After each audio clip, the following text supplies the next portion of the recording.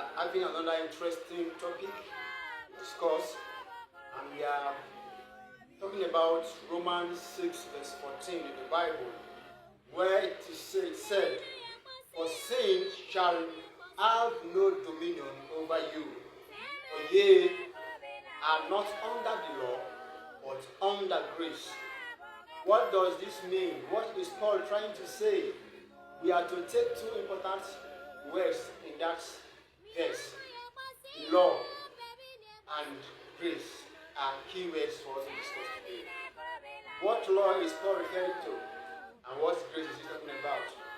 First, the law in this context that Paul is referring to is the first law or the first commandment of God given to mankind in the Garden of Eden in Genesis 2, verse 16 and 17, where it was made clear that God gave a sole and direct commandment to man not to eat from the tree of the knowledge of good and bad, and that the day man shall dare that, man shall die.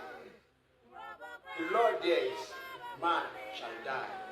That is, there was a law of death through a mere proclamation, death and condemnation. And this later was actualized as a result of the antecedents that happened between angel Lucifer and man in the Garden of Eden. Having said this, this means the law Paul is referring here is that commandment of God of death. That law means death. The law here means death, which was made just through a mere pronunciation. Now, how do we say so?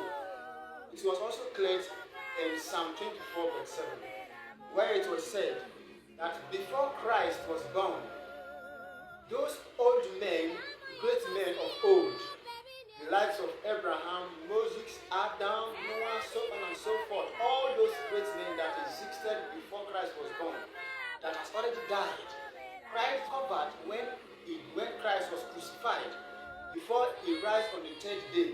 The Bible said Christ discovered that those people, those men, spirits are still in captive because of that law of death that was pronounced to mankind.